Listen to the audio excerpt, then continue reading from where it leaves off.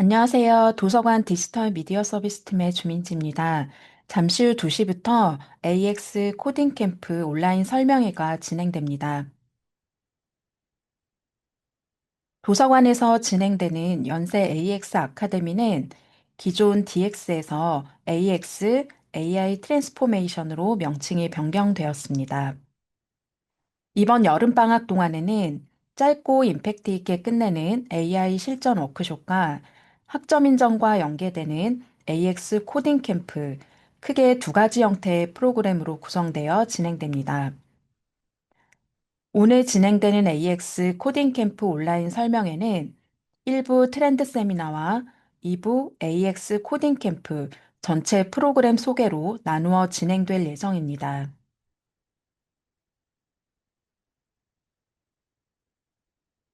본 캠프는 연세대학교와 모두의 연구소가 함께 준비했습니다.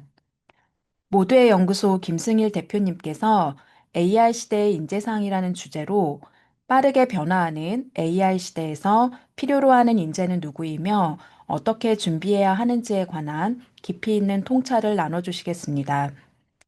바로 대표님 모시도록 하겠습니다. 지식을 알려드리고 그분들이 취업도 되고 어쨌건 사회생활 할 수 있게끔 도움을 주는 교육을 하고 싶은데 요즘에 이제 AI가 발달을 하고 그러다 보니까 이제 오늘 뒤에 나올 내용이긴 한데 어, 신규 채용 자체가 이제 많지가 않죠. 그래서 옛날에는 사실 뭐 저도 연세대학교를 나왔어요. 저도 연세대학교를 나왔는데 옛날에 연세대학교 나오면 사실 취업 걱정이 1도 없고 그런 시절이 있었는데, 뭐 지금은 다들 취업에 대해서도 고민이 많고 이런 시대인 것 같아요. 그래서, 그러면은 교육은 어떻게 돼야 되지? 어떤 사람을 길러내야 되지? 이런 거에 대해서 제가 고민을 좀 하다 보니까 요즘엔 제가 이제 AI 시대의 인재상을 좀 정의를 하고, 이런 분들을 길러내는 교육을 해야 되겠다. 이런 거를 좀 여러분들에게 전달을 해 드리고 싶어서 제목을 살짝 수정을 해가지고 가지고 왔습니다. 예. 그러면은 시작을 해볼게요. 네. 그래서 저는 이제 이렇게 생각을 해요. 똑똑한 사람이라는 게 정의가 계속 바뀌고 있다고 생각을 해요. 그래서 뭐, 뭐, 여기 계신 분들도 마찬가지고, 저 땐 더 그랬고, 그냥 잘 외우는 사람. 이게 교과목이 나오고, 뭐, 교수님 혹은 선생님이 알려주고, 교과서 혹은 그런 어떤 우리가 참고서를 보고, 열심히 공부를 해가지고 외워서 시험을 보죠. 그래서 시험을 잘 보면은 되게 인정을 받고 똑똑하다고 생각이 들고 이런 이제 세상을 살아온 거죠. 음. 그래서 이렇게 암기가 되게 중요한, 내가 외우는 게 되게 중요한 시대를 잘 살면 똑똑하다고 인정을 받았던 시기들이 계속 있어 왔고요. 음. 그러다가 이제 2000년도에 들어오면서 구글이 나오죠. 근데 구글이 이제 처음 나오면서 이제 인터넷에 많은 정보가 있으니까 다 외우는 게 아니라 이제는 검색을 해서 잘 찾아보는 거. 이런 능력들이 점점점 중요해지기 시작을 해요. 그래서 제 주변에서도 이 검색을 되게 잘하는 사람이 있고 검색을 잘 못하는 사람이 있어요. 그러면은 이 검색을 잘하는 사람은 이 정말 정보를 빨리빨리 습득을 하기 때문에 어떤 문제에 대한 대응력이라든가, 뭐, 문제 해결력이라든가, 이런 게 점점점 좋아지는 거죠.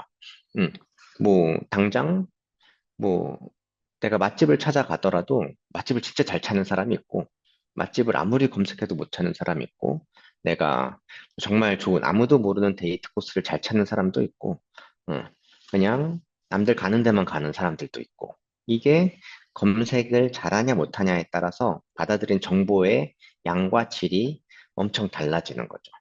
음. 그래서 이제 2000년대에 들어오면서는 다 외울 필요가 없이 이제는 그 수많은 정보를 어떻게 긁어와서 내 걸 만드느냐가 되게 중요한 시기이고 그런 걸 잘하는 사람이 똑똑한 사람이 되고 있었어요. 음. 그러다가 이제 검색의 시대가 조금씩 저물어 가고 있다는 게 느껴진 게 제가 2015년 정도, 2010년대 후반, 중반 정도인데, 2010년도에 들어오면서. 예, 그래서, 그게 첫 번째로는 이제는 인터넷에 정보가 너무 많은 거죠. 검색하면 수십 페이지, 수백 페이지 나오는 거죠. 그럼 그거를 일일이 다 읽어봐야 되고, 예. 그리고 이제는 거기 있는 글도 믿을 수가 없어요. 이제 광고 글도 되게 많은 거죠. 그래서 뭐 예를 들어서 신촌 앞에 맛집이다.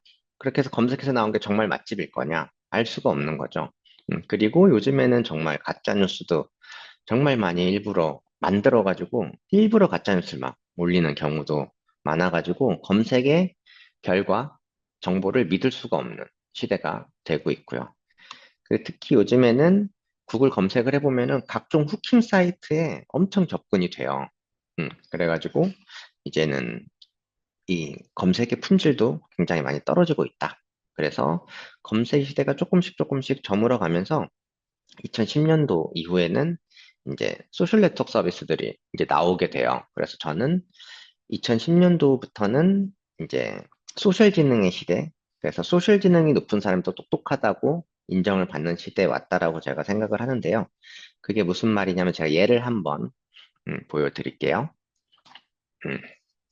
자, 여기 보시면 제가 예전에 쓴 글이에요. 이게 2017년쯤 썼나? 그랬는데, 이제 다음 세대 재단이라는 비영리 재단이 있어요. 혹시 아시나요? 이거 제가 채팅창을 하나 띄우면서 해볼까? 볼 수 있게. 음, 잠시만요. 지금 채팅창이 잘 안 띄워지네. 그냥 할게요. 예. 아이고, 아이고. 예. 그래서 다음 세대 재단이라는 이제 비영리 재단이 있는데, 여기가 이제 비영리 재단들을 막 지원을 해주는 많은 걸 하는데요.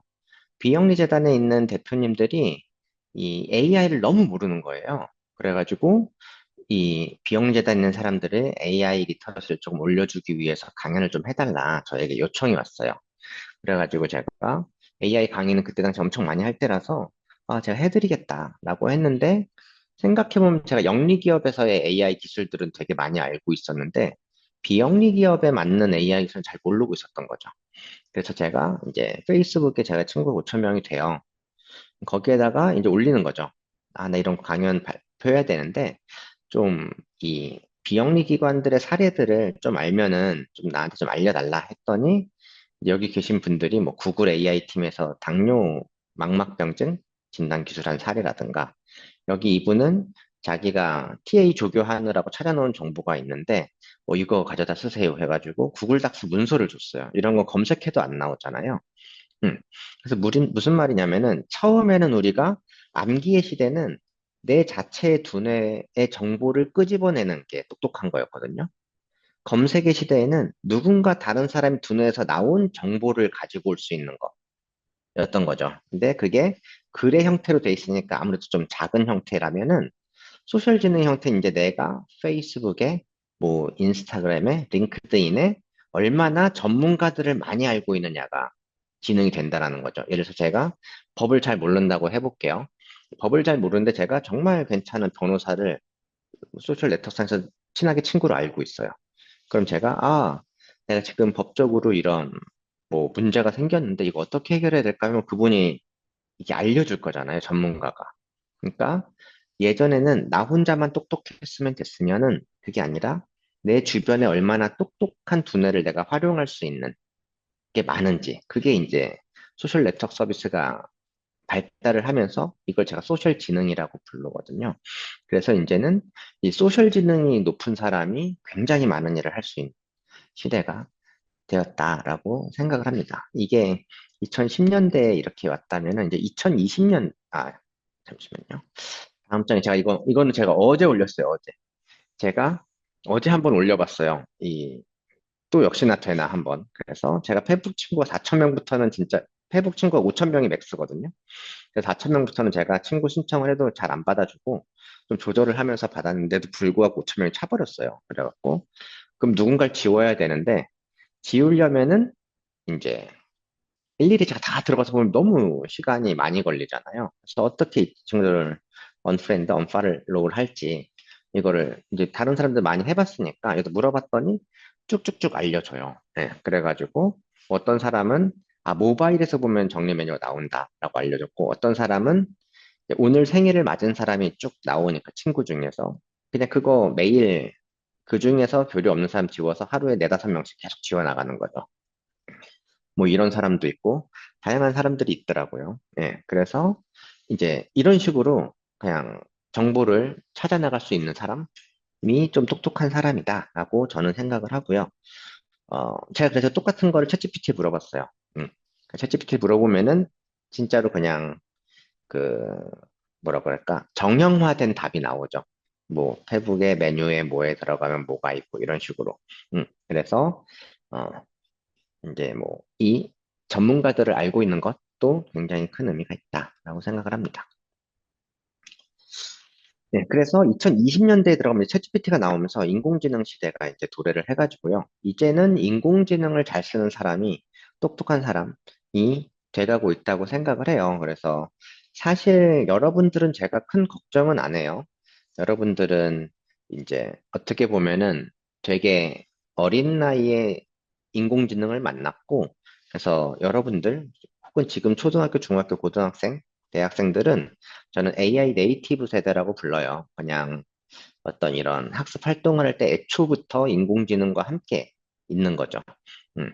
그래서 이런 AI 네이티브 세대들은 이거를 굉장히 잘 활용을 할 거고, 그래서 큰 걱정은 안 합니다만, 그래도 제가 봐도 이걸 되게 잘 쓰는 청년들도 있고, 이걸 잘 열심히 안 쓰는 청년들도 있는 것 같아요. 근데 그러면 그들 간에 어떤 똑똑함의 격차가 엄청 커지겠죠.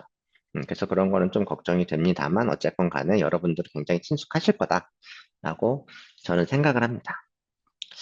그래서 제가 말씀드리고 싶은 거는 제가 어그멘티드 인텔리전스 시대라고 얘기를 하는데 결국은 우리가 암기의 시대에서 검색의 시대, 소셜 지능의 시대, AI의 시대로 오면서 그냥 암기가 필요 없고 검색이 필요 없고 소셜이 필요 없다가 아니라 그러니까 AI만 잘하면 된다가 아니라 사실은 이게 뒤로 갈수록 이걸 다 해야 되는 거죠.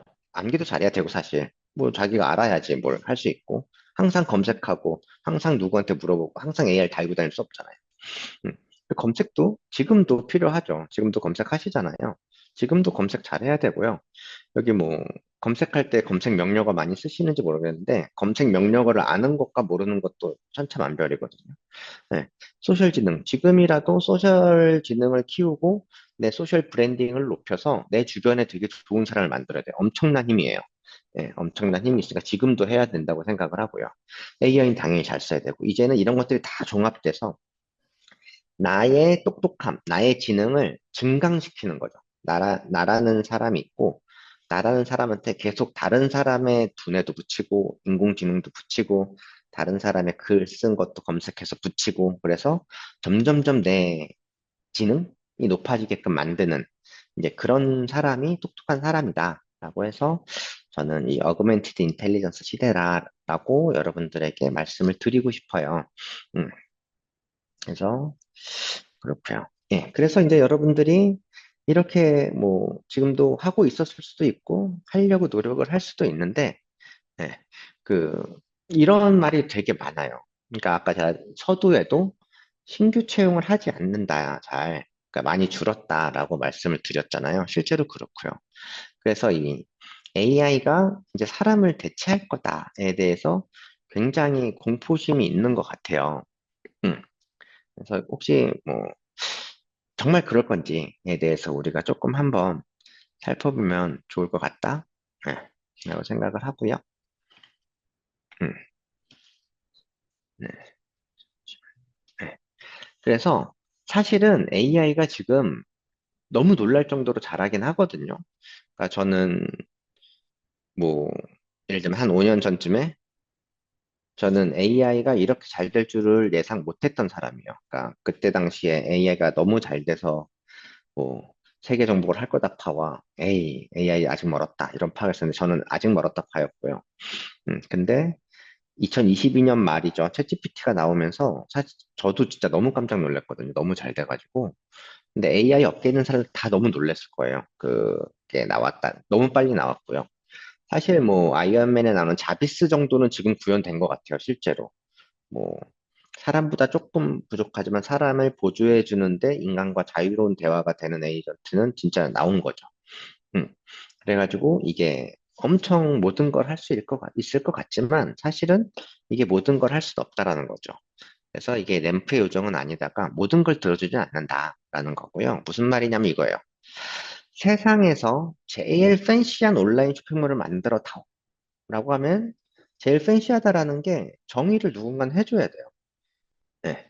그래서 뭐 예를 들면은 내가 고가의 명품을 팔기에 좋은 쇼핑몰인지, 네. 혹은 내가 그런 쇼핑몰이라고 하더라도 거기에 무슨 그걸 관심 있는 사람들이 많이 오게 만드는 커뮤니티를 빌딩한 다음에 거기에서 물건을 파는 걸 하고 싶은지 뭔가 더 많은 설계가 필요하거든요.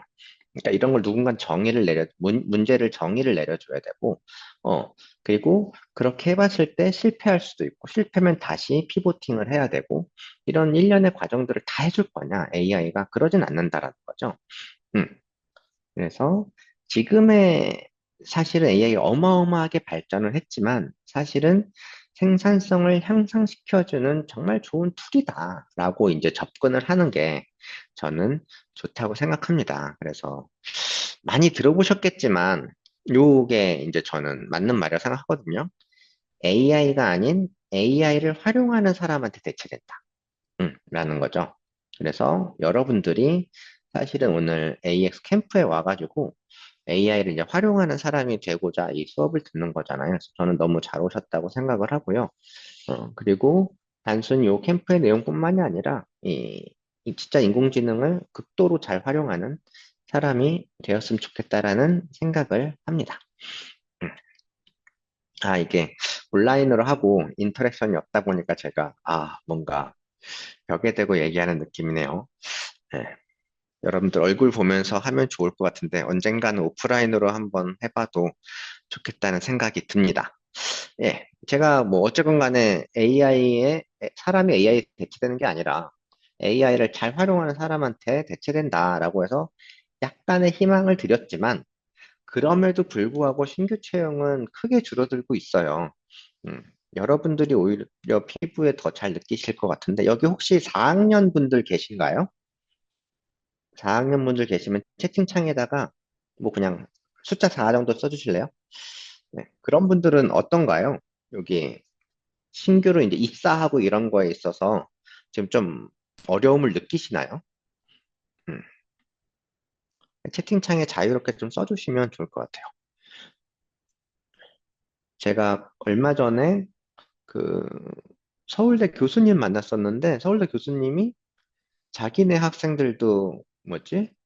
되게 멘붕에 빠지는 애들이 있다. 요즘에 뭐 기업들이 사실은 그 학위나 학벌 같은 거, 학교명 이런 거 다 지우고 블라인드로 채용도 많이 하고 해가지고 실제로 가보면 자기가 떨어지고 뭐 이런 것들이 많아서 어, 멘붕을 킬 수도 있고 막 그렇다라고 하더라고요. 얼마 전에도 제가 연대 다닌 학생도 한 분 만났는데 그분도 지금 인턴 하고 있는데 요즘에 또 인턴을 거쳐야지만 또 기업에 갈 수 있고 이렇다고 하고 인턴도 뭐 예를 들어 3개월 인턴인데 회사에 그 부서에서는 일을 잘해가지고 뽑고 싶은데 TO가 안 나와서 인턴 기간이 3개월에서 6개월로 늘고 9개월로 늘고 11개월로 늘고 이렇게 되는 케이스들도 많이 있다고 하고요. 인턴은 법적으로 12개월은 못하고 11개월이 맥스래요.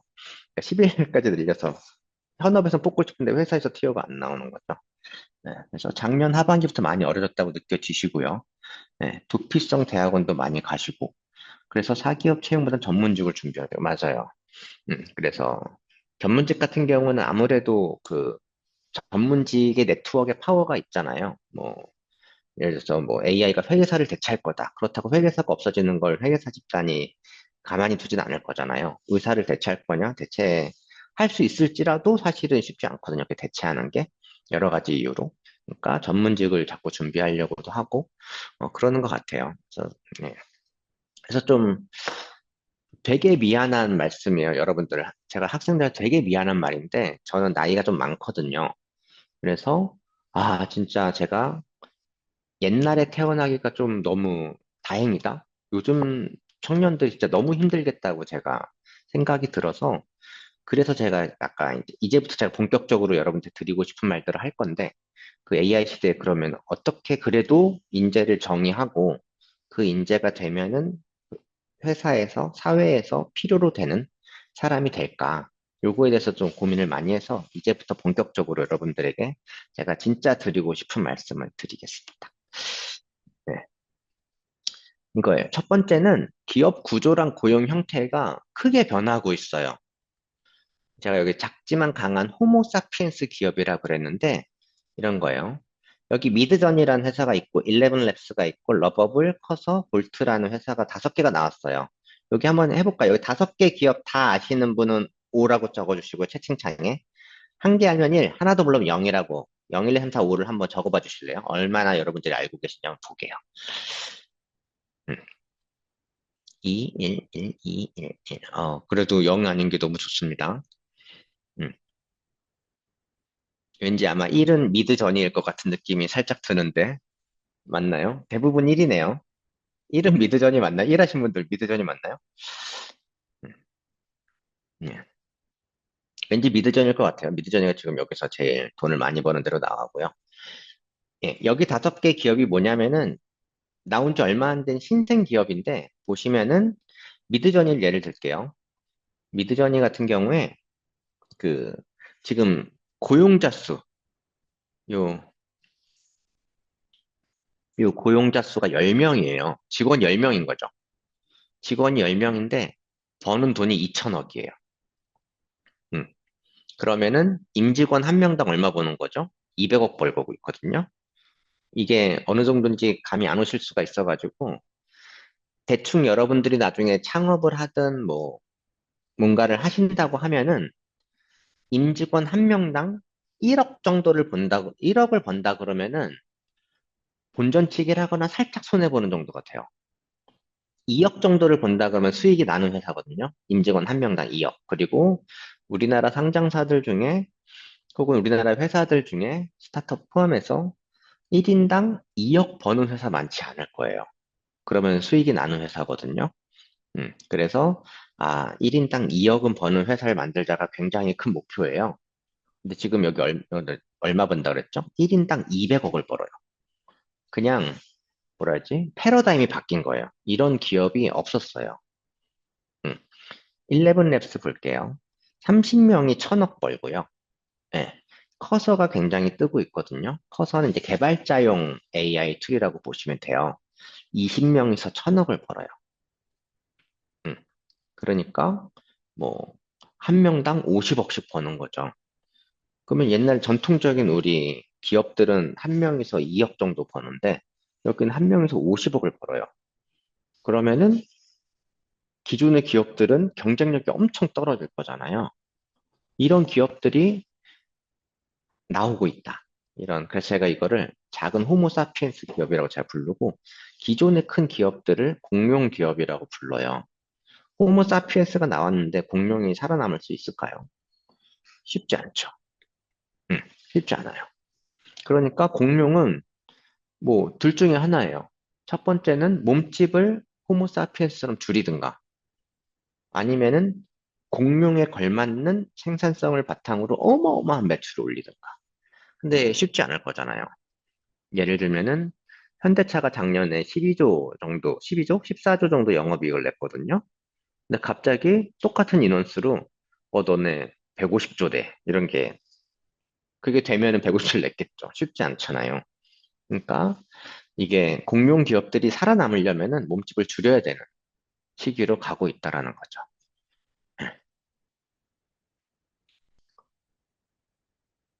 음. 제가 24년도에 이거를 다른 데서 이제 발표하면서 제가 만들었던 글이고요. 그때 당시에 구글의 매출과 그 임직원 수를 비교했던 차트를 그린 거고요. 보시면은 이 구글의 그 임직원 수는, 매출은 초록색이 매출이에요. 음, 그래서 초록색이 매출인데 매출은 계속 늘어요. 그죠? 예. 그래서 고용 인력도 계속 늘어왔어요. 그러다가 지금 보시면 2023년도에 꺾여요. 이 2022년도보다 돈은 더 많이 벌었는데 이 고용 인력 좀 줄였거든요. 네. 그래서 이게 이제 저는 점점 급격하게 한 26년조 되면은 이 공룡 기업도 줄이지 않으면은 상대가 안 되는 거죠. 가령 구글도 이제 제미나이라는 LLM이 있고 그거 바탕으로 코딩을 할 수 있는 캔바라는 것도 있고 하는데 개발자는 커서를 쓴단 말이죠. 구글 걸 바로 쓰지 않고. 그러니까 구글 같은 글로벌 기업도 상대할 정도거든. 그 작은 기업이 막 20명, 30명, 50명밖에 안 되는 기업이 구글도 상대가 돼버리니까 어, 구글 그렇다고 여기다가 막 1000명, 2000명을 넣을 거냐? 그런다고 상대가 되는 건 아니고, 음, 그러니까 이제 이런 예상을 제가 했었거든요. 어, 그랬는데 얼마 전에 뉴스가 나왔죠. MS가 6000명 해고를 했는데 구글이 거의 처음으로 그 정리해고 희망퇴직을 받았어요. 근데 진짜 거의 전 부분을 다 받았고 이게 엄청나게 이슈가 됐거든요. 희망퇴직 받은 게. 음, 그래가지고 이제 공룡들의 몸집 줄여 정말로 시작이 된 거 아니냐라는 게 저의 생각이고요. 26년 되면 이제 이게 매출은 더 오르겠죠, 구글은. 더 오를 텐데 이게 뚝뚝 떨어지지 않을까라고 생각이 돼서 점점 채용 시장은 안 좋아지고 있다. 그래서 특히 이제 AI가 상용화해서 성공이라고 해야 될까? 어쨌건 간에 사람들이 돈을 지불하고 돈을 지불하고 쓰는 서비스가 두 개가 있는 것 같아요. 하나는 우리가 챗GPT 같은 LLM 챗봇 서비스. 그러니까 좀 일반적인 용도죠. 그거 하나랑 또 하나는 그 코딩. 코딩 쪽은 확실히 돈을 쓰거든요. 커서 이런 거. 그래서 이런 코딩 쪽의 서비스를 잡았는데, 어, 이제 이런 게 점점 다양한 산업군으로 점점 뻗어 나가겠죠. 음, 그렇습니다. 음, 근데 우리나라는 어떻냐? 요거 조금 더 얘기해 볼까요? 이 외국은 그래서 엄청 줄이고 있고, 그리고 아까 말씀드렸듯이 코딩 서비스는 이제 상용화에 성공을 하면서 상용화에 성공했다라는 거는 인공지능이 진짜로 코딩을 잘한다는 뜻이에요. 그러니까 생산성이 엄청나게 향상이 된다는 뜻이고, 그만큼 개발자가 많이 필요하지 않다는 뜻이에요. 개발자가 없어도 되냐? 그건 아니에요. 있어야 되는데, 음, 개발자가 많이 필요하지 않다는 거죠. 음, 그래서 여러분들 제가 채팅창에 이거 한번 getden.io라는 사이트가 있거든요. 한번 클릭해 보실래요? 여러분들 노션이라는 메모 툴? 그런 업무 툴 같은 거 쓰시나요? 노션? getden이라는 게 노션이랑 슬랙을 합쳐놓은 것 같은 건데 이게 사람만 쓰는 게 아니라 AI 에이전트랑 사람이 쓰는 노션과 슬랙을 만든 거라고 보시면 돼요. 이게 얼마 전에 나와가지고 실리콘밸리에서 완전히 핫하고 Y 컴비네이터에서 완전히 꽂혀가지고 밀어주는 서비스인데 고등학생 둘이 만들었어요. 네, 이런 시대라는 거죠. 그러니까 이 개발의 생산성이 엄청나게 올라가니까 미국에 있는 내노라 하는 CS 대학의 CS과도 졸업하고 갈 데가 없어요. 이 친구들이 취업률이 100%가 아니라 100%를 넘었대요. 한 사람이 두 군데도 가고 막 이래가지고. 근데 지금은 아예 취업 자체가 안 되고, 그래서 세상이 진짜 어마어마하게 바뀌고 있습니다. 그래서 글로벌 기업들은 그냥 있는 사람도 다 내보내버려요. 왜냐하면은 고용이 좀 유연하거든요. 우리나라에 비해서. 근데 우리나라는 고용이 굉장히 경직돼 있잖아요. 사람 내보내는 거 힘들다는 말 많이 들어보셨죠. 그래서 사실은 우리나라는 내보내는 게 아니라 신규 채용을 안 하는 방식으로 진행되고 있는 것 같아요. 진화하고 있는 것 같아요. 그래서 카카오가 먼저, AI로 대체되는 거는 나는 신규 채용 안 할 거야. 라고 이제 이야기를 했고, 제가 다른 기업들의 임원분들을 만나서 얘기해 보면은 거의 대부분 큰 기업들은 신규 채용이 많이 닫혀 있는 상태이다. 근데 그럴 수밖에 없는 게 지금 현재 재직자를 우리는 고용이 경직돼 있어서 내보낼 순 없고, 그러면은 있는 친구를 AI를 잘 가르쳐서 생산성을 높여가지고 하면은 지금 있는 것보다 훨씬 많이 할 수 있고, 신규가 필요가 없는 거죠. 그럼 또 이렇게 보면은 이제, 이게 기성세대, 옛날에 있던 사람들이 안 나가니까 우리가 들어갈 자리가 없는 거야.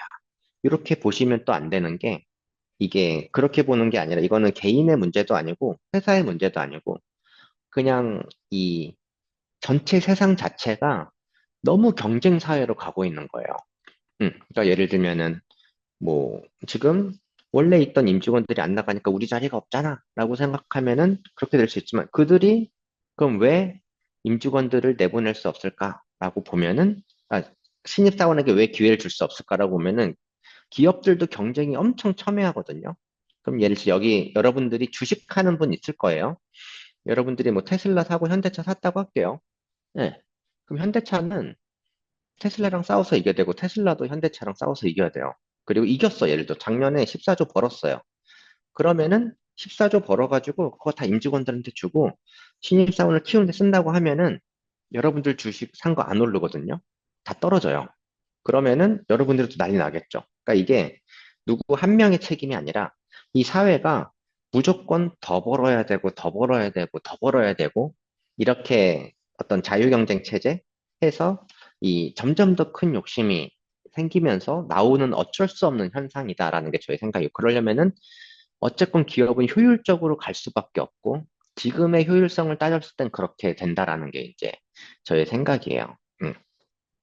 하여튼 그래서 저는 누구 개인의 뭐 노력이 부족하다라든가 이렇게 보지 않았으면 좋겠고 집단과 집단의 이 집단이 이렇게 해왔고 우리 집단은 이렇게 해왔고 집단과 집단의 갈등으로 가지도 않았으면 좋겠고 그냥 전체적으로 세상이 극도의 효율성만으로 계속 성장하게끔 리워드가 설정이 돼 있다.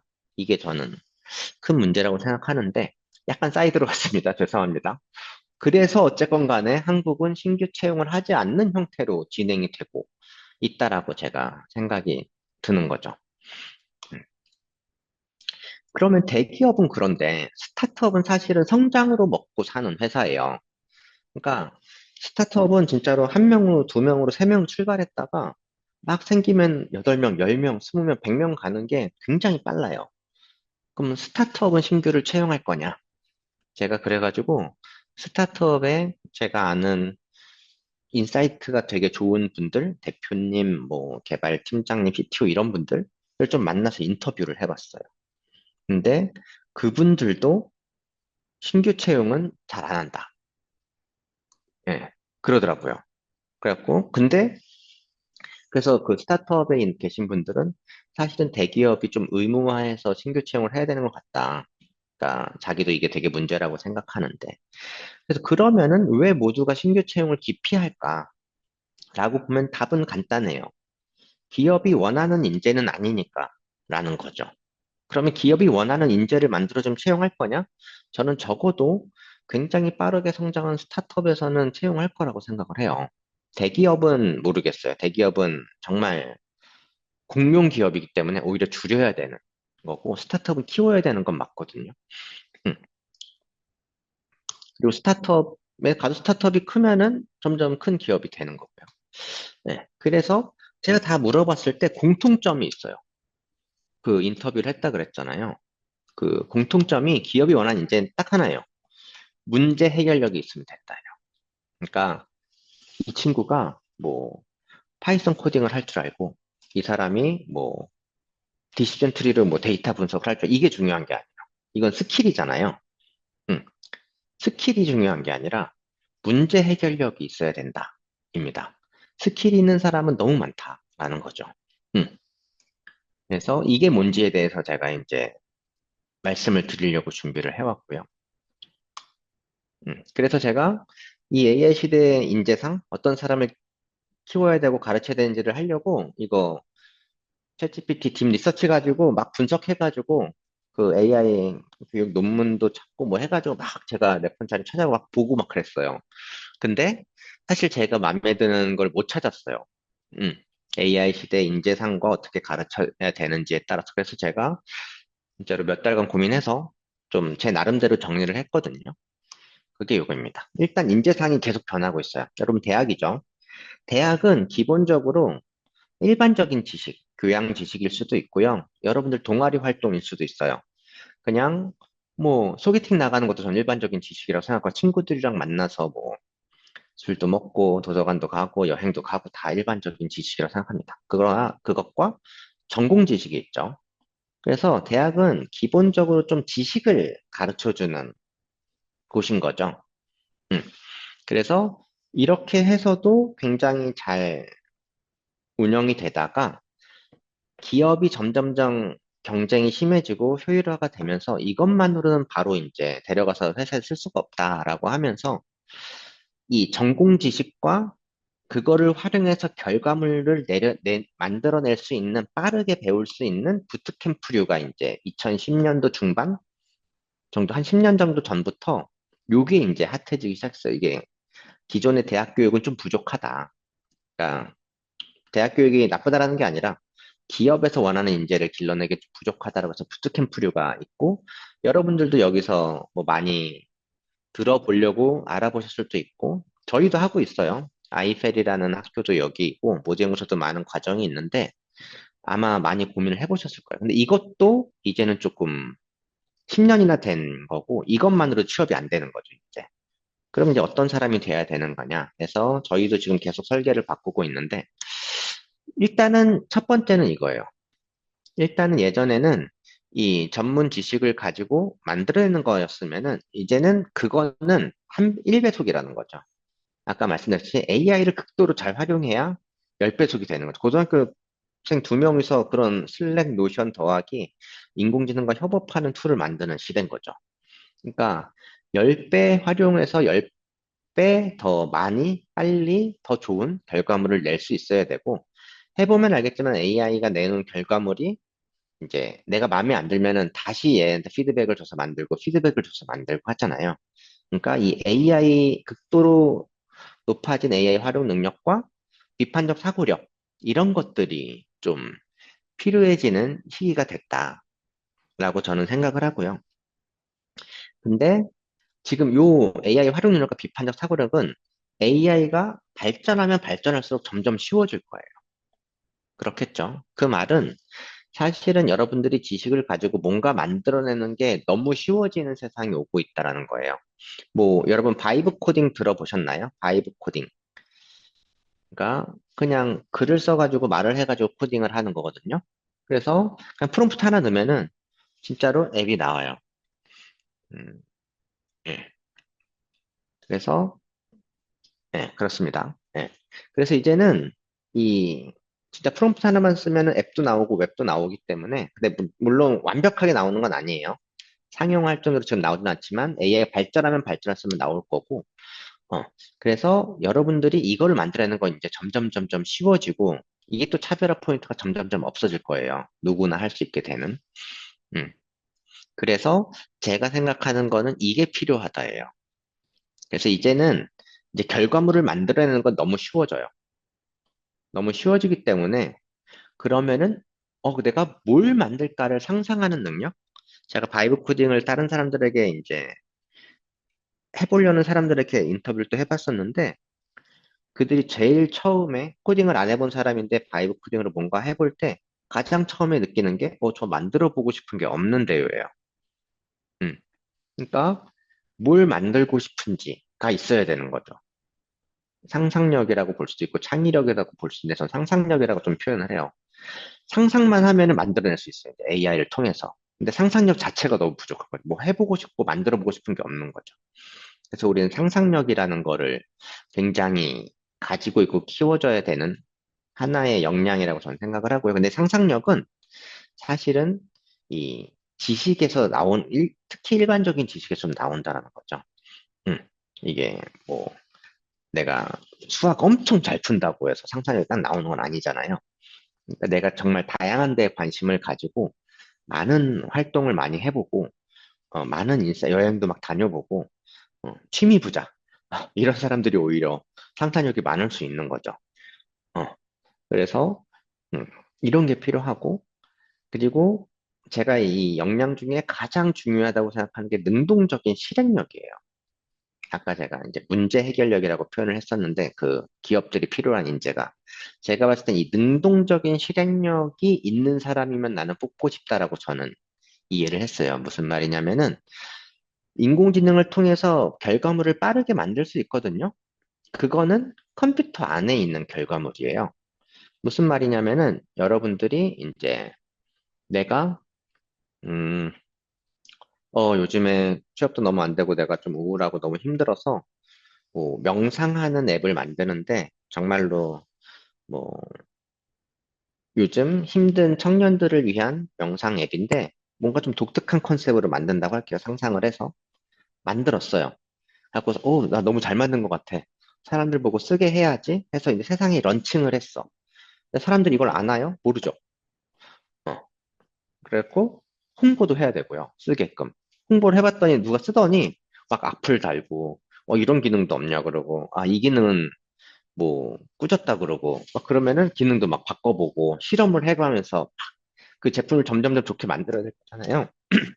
그러니까 컴퓨터 안에 머물러 있는 제품을 리얼 월드로 끄집어내서 실제로 실행하는 거랑은 완전히 달라요. 이게 저는 기존 부트캠프가 못하는 게 이거라고 생각을 하거든요. 기존 부트캠프는 그냥 지정돼 있는 과제를 그냥 하든가 너 만들고 싶은 거 만들어 봐. 근데 옛날에 만들고 싶은 거 만들어 봐야했는데 요즘엔 또 그게 아니라 꼭 기업이랑 연계가 돼가지고 기업 프로젝트를 해야 되고 막 이런 게 또 많아요. 그러면 사실은 상상력 하나도 없고 있는 거 그냥 쓰든 안 쓰든 그냥 만들고 끝나는 거죠. 컴퓨터 안에 결과물인 거죠. 그래서 이게 진짜 실제 생활 리얼 월드에서 실행을 해보는 그래서 저는 이 능동적인 실행력이 정말 제일 중요한 역량이라고 생각을 하는데요. 그래서 제가 요 5가지 핵심 역량을 이제 제가 정의를 했어요. 그래서 당연히 지식 필요해요. 여러분들 여지껏 배운 거 다 쓸모없는 거 아니고요. 여러분 전공 다 지식 필요하고요.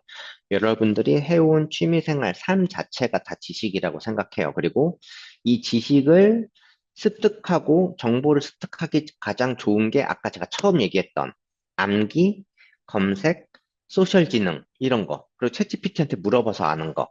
이 여지껏 해온 초반에 제가 말씀드렸던 게 이 지식을 쌓기가 너무 좋은 방법들을 제가 알려드린 거라고 생각할 수 있어요. 음.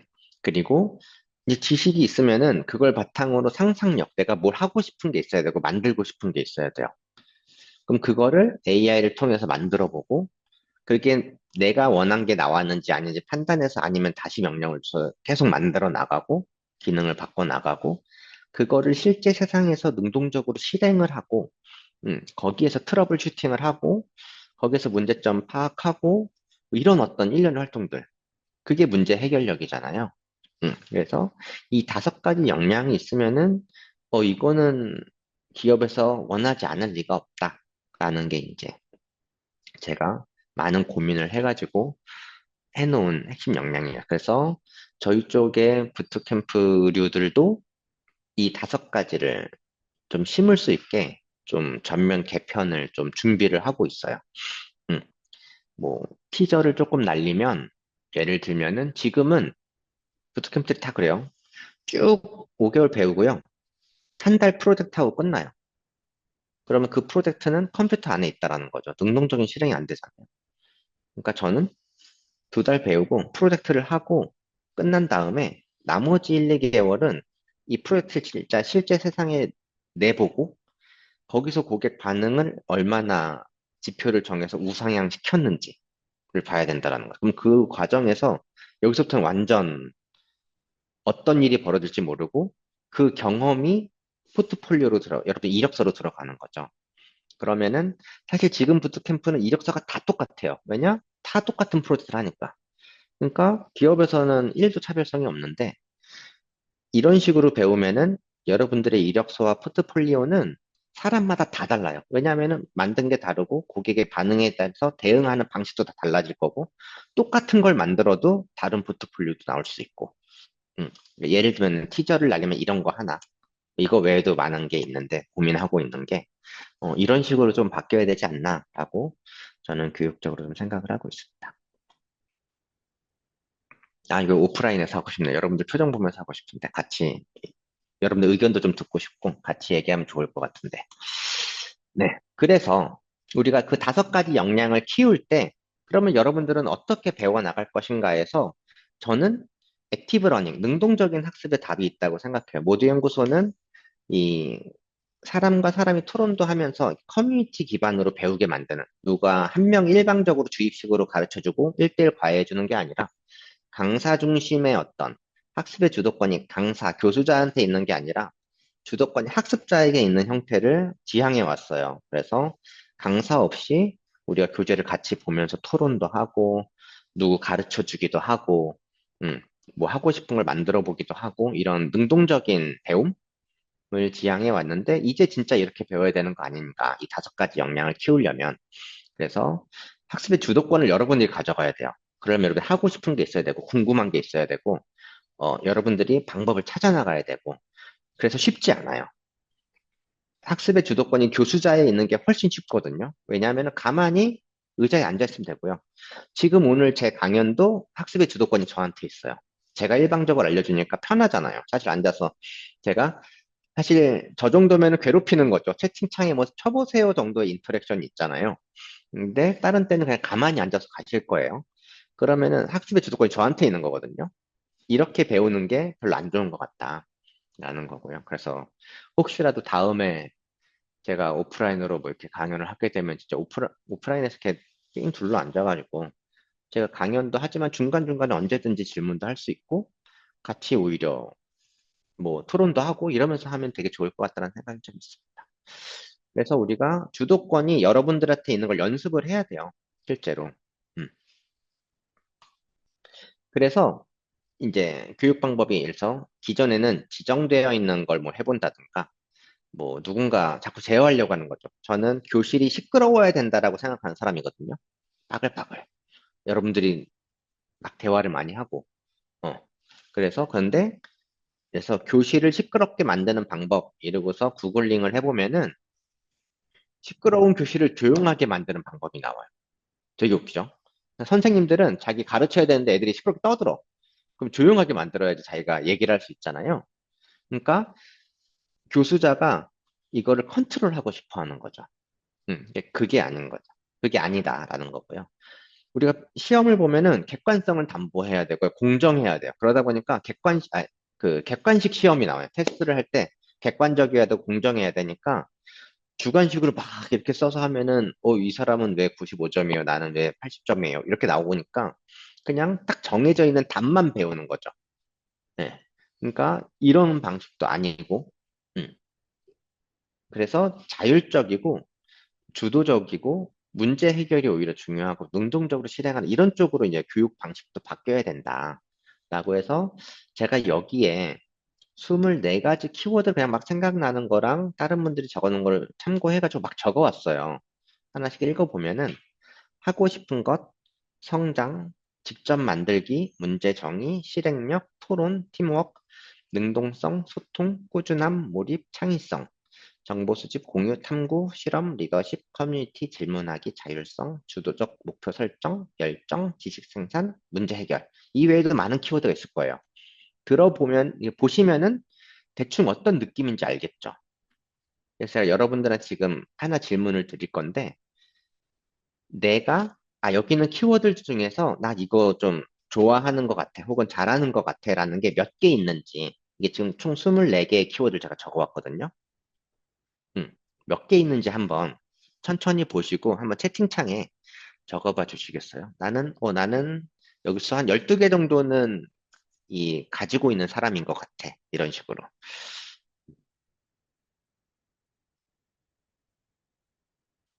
그래서 이 능동적인, 보고 고민하신 동안 제가 이제 좀 잡담을 하고 있을게요. 이게 다 체크되신 분들은 채팅방에 좀 올려주세요. 몇 개인지. 음, 저는 사실 그 MBTI 해보면 원래 극 I거든요. 그래가지고 사실 능동적이지 못해요. 되게 수동적인데 지금 뭐 생계형, 사회형 E가 좀 된 스타일인데 정말 극 I였고 그래서 저는 이 세상 사는 데 있어서 E가 우성 아닌가, I가 열성 아닌가라는 생각이 좀 들어요. 특히 요즘 세상에. 요즘에 수동적이어가지고는 너무 세상 살기가 힘들고, 근데 성격 자체가 내향적인 걸 어떻게, 능동적이려면 부끄럽고. 근데 그래서 I가 되게 열성 아닌가? 저는 그거 I지만, 그런 생각이 좀 들더라고요. 여기 16개가 되게 많아요. 16개, 12개. 반 정도 이상 되거든요, 여러분들. 제 생각에 매우 훌륭한 것 같습니다. 음, 16개 이상이면 제 생각에 매우 훌륭한 것 같고요. 혹시라도 거기서 뭔가 좀 부족한 게 있다면은 그런 것들을 좀 키우려고 좀 해보면 좋을 것 같아요. 가령 질문하기. 질문 우리나라 사람들 잘 안 하고 싶어 하잖아요. 이런 거. 그냥 궁금한 거 있으면은 바로바로 질문을 해보고, 어, 제가 많이 하는 얘기가 우리 이렇게 100명 정도 모였잖아요. 그럼 저는 확신해요. 내가 모르면은 분명히 100명 중에 이거 내가 모르는 거를 모르는 사람 한 명은 있다. 90명이 알아도 한 명은 모르는 사람이 있다. 그럼 내가 질문은 분명히 그 사람도 궁금해 했을 거다. 그래서 질문하는 걸 저는 좀 꺼리진 않거든요. 막 이렇게 열심히 질문을 하는 편이거든요. 그런 것처럼 여러분들이 여기 있는 것들 혹은 이거 외에도 다른 능동적인 키워드들을 조금 가지려고 노력을 해보시면 좋을 것 같습니다. 네, 여기까지가 제가 준비한 거고요. 저희 모두 연구소는 쉐어 밸류 그로우 투게더, 지식을 나누면서 함께 성장하는, 아까 액티브 러닝이라 그랬죠. 그래서 서로 가르치고 서로 토론하고 서로 함께 만들어 보고 이런 것들을 하면서 사실 그럼에도 불구하고 같이 성장할 수 있다. 그러니까 서로 상생할 수 있다. 아까 경쟁 일변도의 사회가 우리가 좀 이렇게 빡빡하게 만들고 어쩔 수가 없다면 저는 교육을 통해서 서로 돕고 상생하는 것도 굉장히 파지티브 썸이 될 수 있는, 둘 다 윈윈이 될 수 있는 그런 어떤 교육을 만들어내고 실행하는 교육 스타트업 모드 연구소의 대표이고요. 지금 한 8분 정도, 제가 좀 시간을 많이 써가지고 8분 정도 남았는데, 혹시 질문 있으신 분 계시면은 마이크 열고 하셔도 되고, 마이크가 혹시 이게 대형 강의라서 잠겨 있으면은 채팅창에 써주시면은 제가 답을 드리겠습니다. 혹시 질문 있으실까요? 요 코딩 캠프에 대한 질문은 이따가 이제 운영하시는 매니저님 오시면 질문해 주시면 좋을 것 같고요. 오늘 강연에 대한 질문이거나 혹은 그 외에 그냥 삶 자체? 뭐 이런 거에 대해서 또 괜찮습니다. 제가 또 청년 멘토링 이런 것도 좀 하고 있어서, 네. 개인이 창업을 하는 건 오히려 더 쉬워지죠. 아까 전에 그 댄이라는 서비스도 고등학생 2명이 했다 그랬잖아요. 저는 이제 마이크로한 창업이 대세가 될 거다. 그래서 요즘에 얼마 전에 이제 고승원님이란 분이 솔로프리너의 시대란 책을 썼거든요. 그러니까 1인 창업? 그러니까 솔로프리너랑 프리랜서를 그분은 어떻게 정의하냐. 프리랜서는 외부의 기관이 저한테 일을 용역으로 주는 거죠. 그걸 해내면 프리랜서. 솔로프리너는 자기가 일을 만들어서 그걸로부터 돈을 벌면은 솔로프리너다라고 정의를 하시더라고요. 그러니까 1인 창업가부터 해서 한 뭐 2, 3, 4인으로 그냥 끝내는 마이크로 기업들이 점점 많이 나오지 않을까. 우리가 방송국에서 유튜브 크리에이터들로 더 작은 규모로 왔듯이 공룡 기업에서 작은 기업들로 많이 갈 거라서 저는 정말로 청년들에게 창업을 좀 많이 추천하는 편이에요. 근데 그 창업을 통해서 성공하겠다가 아니라 창업을 통해서 내가 많이 배우겠다는 관점으로 갔으면 좋겠어요. 꼭 성공하겠다, 내가 대박을 내겠다, 스티브 잡스가 되겠다, 이래버리면은 부러지거든요. 너무 어려운 거라서. 그래서 그걸로부터 배우고 혹시라도 잘 돼서 내가 어느 정도 월급 이상을 안정적으로 벌 수 있으면 굉장히 잘한 거다 정도만 하면 괜찮을 것 같습니다. 미래에는 지금과 같은 대형 강의가 드물어지게 될까요? 이거는 제가 예측하기가 조금 어려울 것 같은데요. 그러니까 저는 원래 자기 고립, 혼자 공부하는 거는 안 된다. 사람들 사이에서 배워야 된다를 주장하던 사람이었는데 커뮤니티형 교육이고 사람의 연결을 통해서 액티브하게 배우는 거였기 때문에 근데 인공지능이 굉장히 잘 나오면서 솔직히 내가 에이전트랑만 붙어도 배울 수 있는 게 너무 많아요. 이젠 자기 고립 학습이 아닌 거죠. 에이전트를 하나에 인격화하면은 뭐 그래서 챗GPT랑 제미나이랑 클로드랑 나 네 명이서 토론하면서 배울 수 있는 거잖아요. 근데 이게 그럼 자기 고립 학습일 거냐라고 해서 아닐 수도 있고 그래가지고 혼자서 배울 수 있는 게 많기 때문에 오히려 되게 사람이 그리워지는 그러니까 또 대형 강의 같은 데 나갈 수도 있고 그래서 이거 예측이 조금 어려운 것 같습니다. 그래서 뭐 사라지진 않을 것 같아요. 음. 저도 느낍니다. 챗GPT 쓰면서 글쓰기 엄청 저도 줄고 있고요. 그래서 저도 지금 책을 한 권 쓰고 있어요. 아까 비슷한데, 우리는 모두가 평범한 창업가인데 너무 위대한 창업가들만 따라하려고 하다 보니까 제가 아는 모든 스타트업 대표님 다 너무 힘들고 다 다치고 아파요. 그래서 제가 우리 평범한 창업가들도 괜찮은 거다. 그리고 평범한 창업가가 큰 돈은 못 벌어도 이미 안 망하고 있고 꾸준히 돈을 벌고 있으면 되게 잘하는 거고 혹시 이걸 못하는 사람들은 내가 그거는 하는 방법을 알려줄게라는 실용서에 가까운 평범한 창업가라는 책을 쓰고 있는데 진짜로 글이 안 써져요, 저도. 근데 이걸 쓸 때 제가 챗GPT를 안 쓰고 쓰겠다는 목표가 좀 있었거든요. 그래갖고, 진짜 글씨는 너무 퇴화돼서 일부러 써봐야 되는 것 같아요. 저도 일요일 날 아침 7시부터 딱 3시간씩만 쓰거든요. 좀 일부러 써야 되는 것 같고, 그 다음에 이제 공부를 하는 거지 내용을 조합하고는 헷갈리는데 저는 그러진 않아도 되는 것 같아요. 그러니까 전 챗GPT의 좋은 결과물을 끄집어내는 것도 굉장히 좋은 능력이라고 생각을 하고요. 그래서 이건 내가 아는 게 아니라 챗GPT가 한 거 아니야라고 생각하지 마시고, 내가 챗GPT의 결과물을 바라보고 얘가 잘 됐다, 안 됐다, 좋은 거다, 아니다, 더 좋게 만들려면 어떻게 해야 되지? 이런 비판적 사고만 할 수 있으면 저는 충분히, 예, 좋은 지식을 갖고 있다고 생각해서 옛날처럼 지식을 뭐, 그래서 9 배우고 1을 만드는 데 쓰는 게 아니라 지식은 2, 3만 제너럴하게 배우고 7, 8을 AI를 활용해서 만들어 보고 이런 게 훨씬 더 좋다고 생각해서 좀 잘하고 계신 것 같습니다. 뭔가를 시작할 처음부터 챗GPT로 시작하는 습관에 대해서는 저는 좋은 습관이라고 생각하고요. 당연히 그래야 된다고 생각하고요. 이제 저도 요즘 챗GPT 점점 제미나이로 넘어가고 있거든요. 챗GPT가 점점 성능이 안 좋아지는 것 같아가지고 오히려 더 다양한 걸로 시작을 해보는 거 좋을 것 같습니다. 예.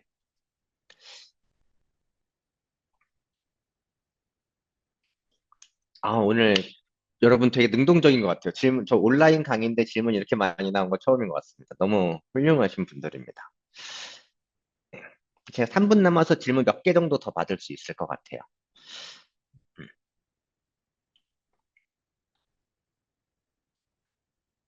혹시 또 여기 또 부끄러워서 질문 못 하시는 분도 있을 수 있고, 오늘 제 강연을 듣고 뭔가 조금 인사이트가 많이 생겼다. 진짜 그럴 것 같다. 그래서 뭐 미래가 걱정되거나 혹은 뭐 고민이 있거나 제 도움이 필요한 게 있으면은 뭐 여기 운영하시는 분들에게 제 이메일 주소나 뭐 연락처를 물어보셔가지고 개인적으로 연락을 주셔도 제가 답변 드릴게요. 혹은 찾아오셔도 되고 모두연구소에 한번 놀러 오셔도 되고 그래서 부끄러워서 묻고 싶은 게 있었는데 못 물어봤다 이런 분들은 한번 따로 연락을 주셔도 제가 잘 적극적으로 알려드리겠습니다.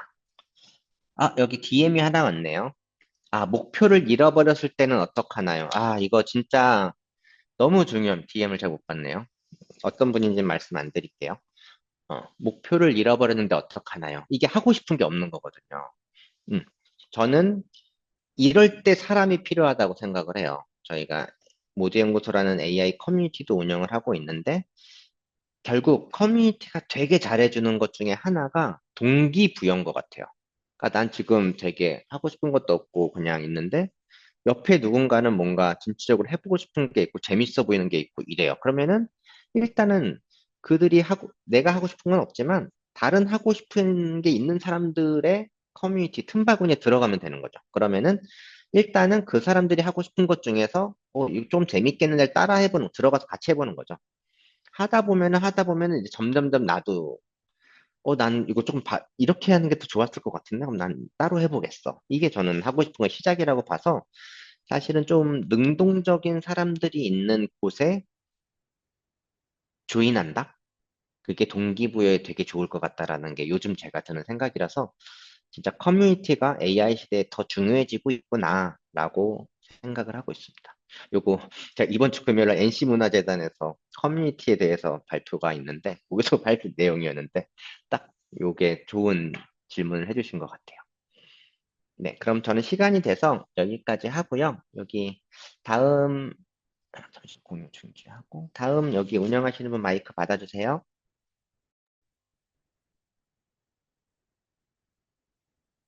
네, 대표님. 빠르게 변화하는 AX 시대를 겪고 있는 우리 대학생분들에게 꼭 필요한 인사이트를 공유해 주셔서 감사합니다. 이어서 2부에서는 AX 코딩 캠프의 전반적인 개요를 설명드리고자 하는데요. 주민지 사서님에 이어 처음 인사드립니다. 안녕하세요. 저는 이번 코딩 캠프의 개요 설명과 실제 운영까지 담당하고 있는 모두의 연구소 정윤지 매니저입니다. 먼저 이번 여름학기 코딩 캠프는 총 5개의 트랙으로 구성이 되어 있습니다. 파이썬 프로그래밍, 데이터 분석 입문, 통계 기반 데이터 분석 심화, 그리고 RH 서비스 구형 트랙까지 다양한 수준과 주제를 아우르고 있는데요. 한 기수당 하나의 트랙만 수강하실 수 있는 점 참고 부탁드리고요.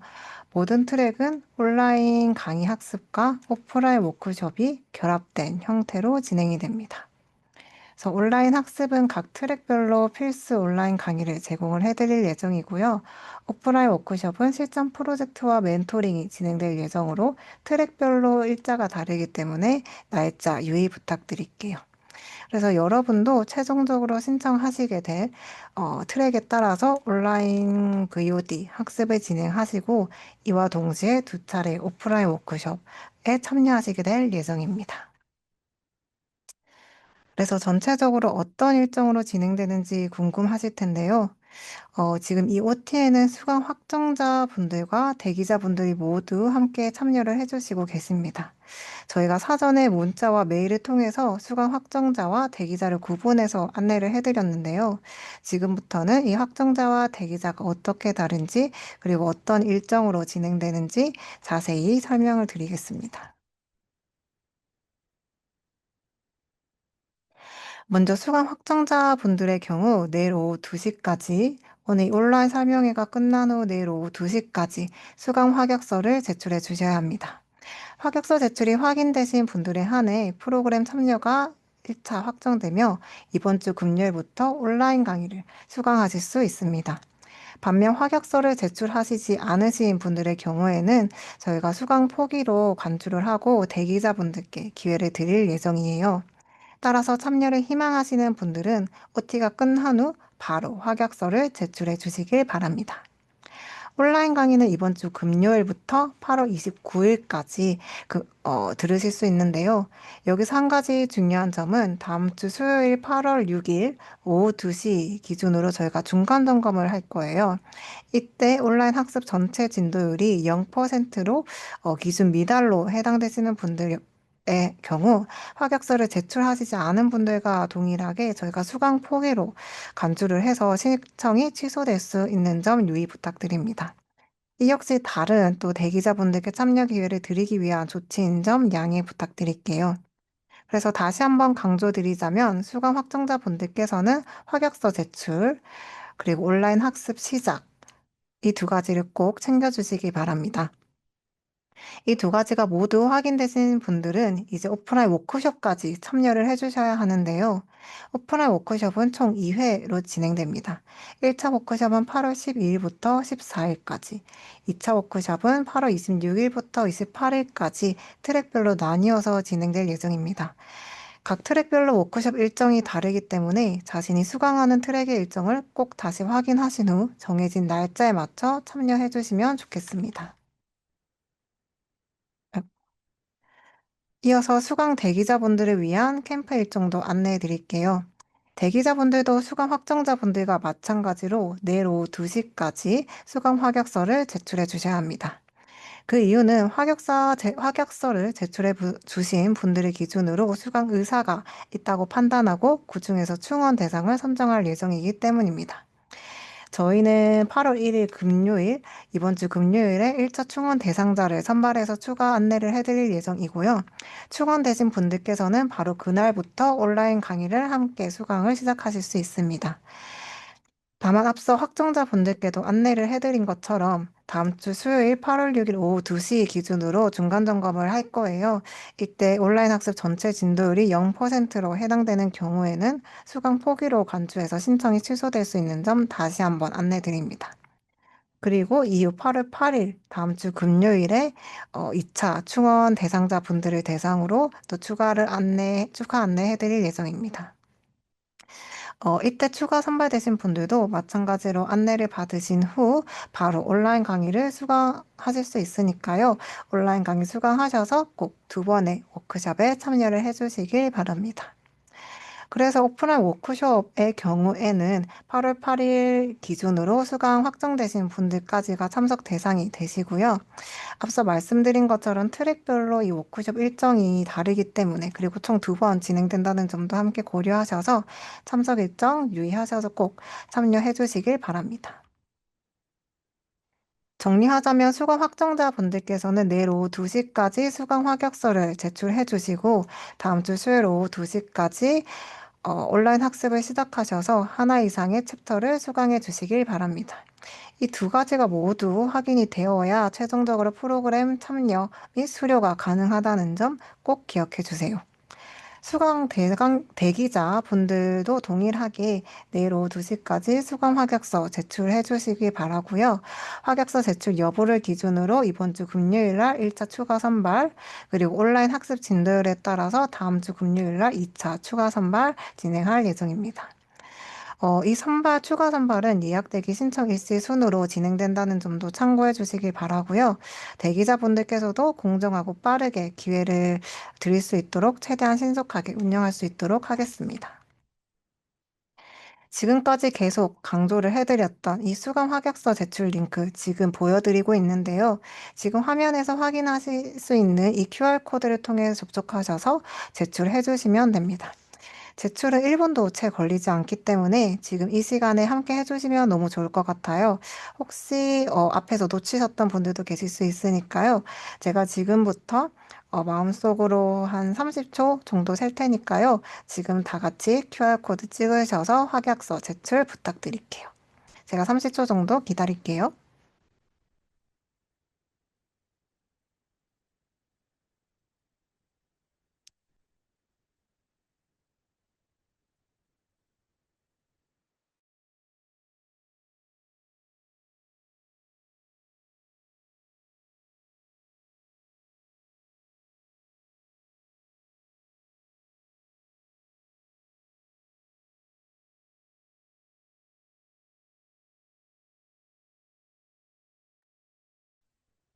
네, 모두 제출해 주셨나요?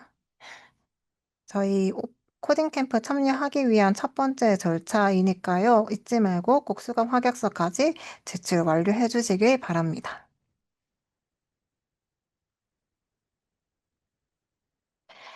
다음으로는 수료 조건에 대해서 안내를 해드리겠습니다.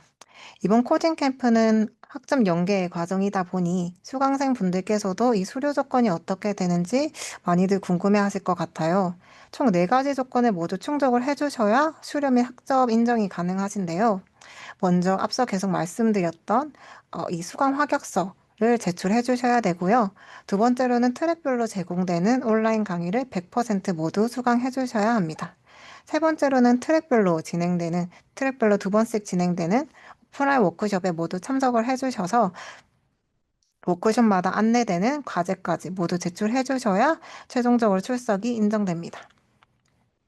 마지막 네 번째로는 저희 이 코딩 캠프가 종료된 후에 진행되는 설문조사에 참여해 주셔야 최종적으로 수료 조건에 충족했다라고 말씀드릴 수 있습니다. 그래서 이 네 가지가 모두 충족되어야 수료 및 학점 인정이 가능하기 때문에 지금부터 이 네 가지 꼼꼼하게 잘 챙겨 주시면 좋겠습니다. 다음으로는 각 트랙에 대해서 자세하게 소개를 해드리고자 합니다. 이번 코딩 캠프는 총 5개의 트랙으로 운영이 될 예정입니다. 지금 화면에 보이시는 표처럼 트랙별로 온라인 강의, 그리고 프로젝트 주제가 각각 다르게 구성되어 있는데요. 각 트랙에 대해서 또 하나씩 설명을 드릴게요. 가장 먼저 소개해드릴 트랙은 파이썬 프로그래밍 트랙입니다.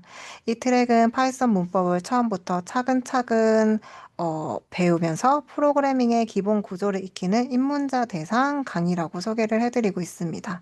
그래서 코딩이 정말 처음이시거나 직접 코드를 작성해보며 프로그램을 배우고 싶으신 분들, 파이썬 기본기를 거쳐 이후에 이러한 개발에 좀 도전을 해보고 싶으신 분들에게 추천을 해드리는 트랙이고요.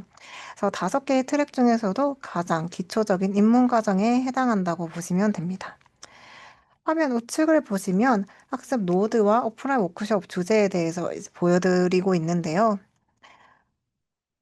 여기서 말하는 이 학습 노드에서 말하는 노드는 일반적으로 여러분들이 들으셨던 수강 챕터와 같다고 이해를 해주시면 좋을 것 같습니다. 그래서 각 오프라인 워크숍 전에 듣고 오시면 좋을 최소 진도 범위를 저희가 하늘색으로 표시를 해두었는데요.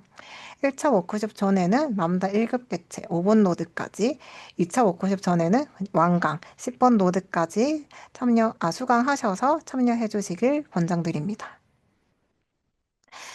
참고로 이건 어디까지나 최소 진도율이기 때문에 여기까지만 듣고 와야지 라고 하시기보다는 그냥 다 듣고 가겠다라는 마인드로 수강을 해주시면 너무 좋을 것 같습니다. 그래야 이 워크숍을 진행하실 때도 원활히 참여하시고 보다 좋은 결과물을 만들어 가실 수 있으니까요. 그 온라인 수강도 잊지 않고 챙겨주시면 좋겠습니다. 그래서 이렇게 온라인 강의를 듣고 진행하게 된 오프라인 워크숍에 대해서 말씀을 드리자면, 일단 이 1차 같은 경우에는 MBTI 기반 추천기 만들기 프로젝트를 할 예정입니다. 그래서 파이썬 기초 문법을 활용해서 사용자의 MBTI를 입력받아 이러한 음악 등을 추천을 해주는 시스템을 구현을 해볼 예정이고요. 2차 워크숍 때는 객체 지향 프로그래밍 개념까지 익힌 뒤에 챌린지 플래너 프로그램을 직접 만들어 보는 프로젝트를 진행할 예정입니다. 두 번째로 소개해 드릴 트랙은 데이터 분석 입문 트랙입니다. 이 트랙은 데이터 분석 필수 라이브러리라고 하죠. 판다스, 넘파이, 매트플러립, 시브원 등을 활용해서 문제를 정의하고 인사이트를 도출하는 데이터 분석 기초 강의라고 소개를 해드리고 있습니다. 그래서 파이썬 문법은 배워봤는데 실제로 어떻게 사용해야 할지 막막하신 분들 혹은 라이브러리를 활용해서 좀 더 멋진 이런 시각화를 직접 구현해보고 싶으신 분들께 추천드리는 트랙입니다. 난이도는 파이썬 프로그래밍 트랙보다는 한 단계 정도 심화된 수준이라고 생각해 주시면 됩니다. 온라인 강의는 마찬가지로 10개의 노드로 구성이 되어 있고요. 1차 워크숍 때는 저희 코호트 분석, 그래서 판다스와 시본을 활용해서 그런 코호트 분석을 직접 경험해보는 프로젝트를 진행할 예정인데요. 그래서 노드 7번까지가 권장 진도율이고요. 1차 워크숍 때는 RFM 분석과 의사결정 나무로 만나는 고객군집 분석이라는 주제 아래 이러한 다양한 분석 기법을 활용해서 고객을 군집화하고 그들의 행동 패턴과 그런 비즈니스 문제를 함께 분석을 해보는 프로젝트를 진행을 할 예정입니다. 그래서 저희가 9번 노드까지 듣고 오라고는 체크를 해놨는데 가능하시다면 전체 강의를 모두 완강하시고 오시는 게 짧은 시간 안에 더 완성도 높은 결과물을 만드시는데 큰 도움이 될 겁니다. 세 번째 트랙은 통계 기반 데이터 분석 트랙입니다. 그래서 이 트랙은 어, 통계 이론을 바탕으로 한 데이터 분석 및 해석 능력 강화라고 하면서 이제 소개를 해드리는 부분이 데이터 분석에 필요한 확률 통계 개념부터 전처리, EDA, 모델링, 평가까지 분석 전 과정을 다루는 이론 중심 그런 강의라고 소개를 해드리고 싶습니다. 그래서 파이썬으로 어느 정도 분석은 해봤지만 좀 더 통계 개념을 좀 더 체계적으로 배우고 싶으신 분들 또는 분석 과정에서 쓰이는 확률과 통계의 원리를 제대로 이해하고 싶으신 분들께 추천드리는 트랙입니다. 강의는 기초 통계 강의이기는 하지만 기반이 되는 그런 데이터와 코드도 함께 다루는 강의이기 때문에 기본적으로 이런 파이썬 기본 문법이라든지 필수 라이브러리, 판다스, 넘파이 등을 좀 활용을 해보신 분들께 권장드리고 또 이러한 사용 경험이 있다는 걸 전제로 진행된다는 점 참고차 말씀드립니다. 그래서 완전 처음 프로그래밍을 접하신 분들께는 이 트랙이 좀 어렵게 느껴지실 수 있어요. 그래서 이런 코딩 경험이 없으신 분들은 트랙 1번 파이썬 프로그래밍 트랙을 수강하시고 나서 다음에 또 이 트랙 3번을 함께 해주시면 너무 좋을 것 같습니다. 워크숍 같은 경우에는 1차 때는 저희 월마트 매출 데이터 기반에서 탐색적 분석, EDA 및 인사이트를 도출을 해보는 프로젝트를 진행할 예정이고요. 그래서 이러한 부분과 관련된 4번 노드까지 수강 후 참여하시길 권장드립니다. 2차 워크숍 때는 개인 특성 데이터를 활용한 의료비 예측 및 핵심 영향 요인 분석 프로젝트를 진행을 할 예정이고요. 그래서 최소 권장 진도는 노드 7번까지이긴 하지만 마찬가지로 완강을 하시고 참여해 주시기를 매우 매우 권장드립니다. 다음 네 번째 트랙은 데이터 분석 심화 트랙입니다. 이 트랙은 데이터 정제와 전처리 실습을 중심으로 구성된 중고급자 대상의 실무형 데이터 분석 강의입니다. 그래서 이미 파이썬으로 데이터 분석 경험이 있으신 분들, 그리고 복잡한 데이터를 다듬고 가공하는 역량을 좀 더 키우고 싶으신 분들께 권장드립니다.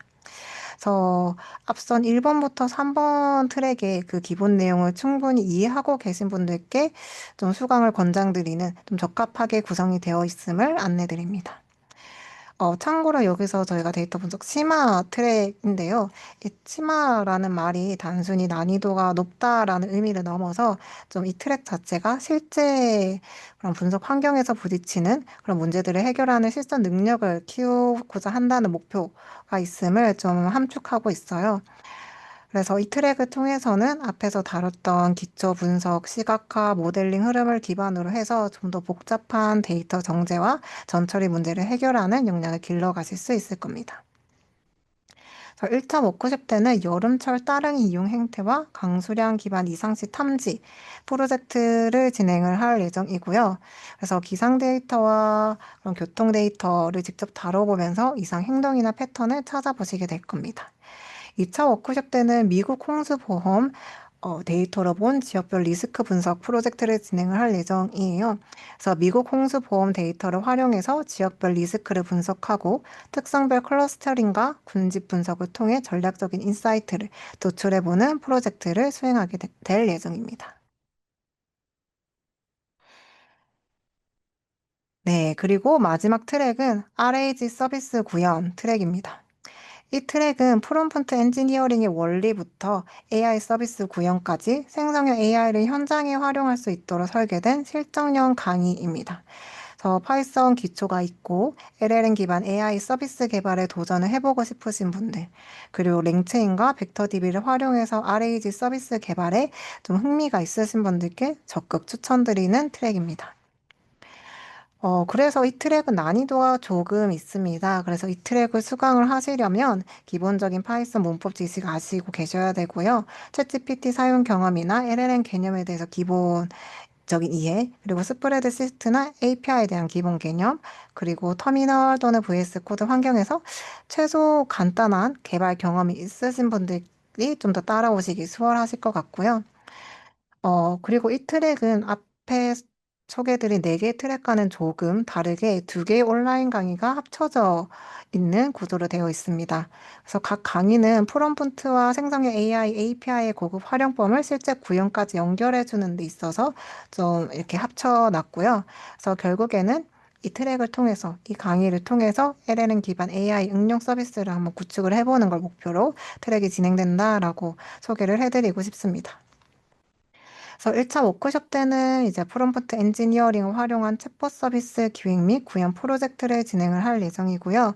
특히 기초 프롬프트 설계나 GPT API, 오픈 AI API 키를 활용해서 어떤 챗봇을 한번 만들어 볼지 고민하고 설계를 해볼 예정이고요.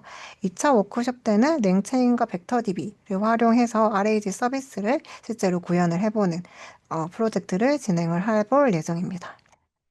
그래서 AI 서비스를 직접 만들어 보고 싶거나 또는 RAG 기반한 그런 이런 문서 검색 기반 RAG 서비스를 구현을 해보고 싶은 분들께 정말 강력하게 추천드리는 트랙입니다. 네, 지금까지는 트랙별로 커리큘럼과 워크숍 주제를 중심으로 소개를 해드렸는데요. 다음으로는 온라인 학습 참여 방법에 대해서 좀 더 안내를 해드리려고 합니다.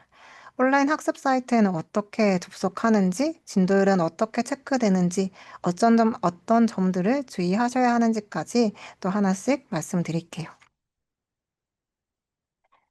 먼저 수강 확약서를 제출을 해주시고 수강 확정이 되신 분들께는 저희가 문자와 메일을 통해서 온라인 수업 사이트 링크를 보내드릴 예정입니다. 그래서 사이트를 접속하실 때 쓰실 아이디는 이제 뭐 연세대 학교 메일 주소가 될 수도 있을 것 같고요.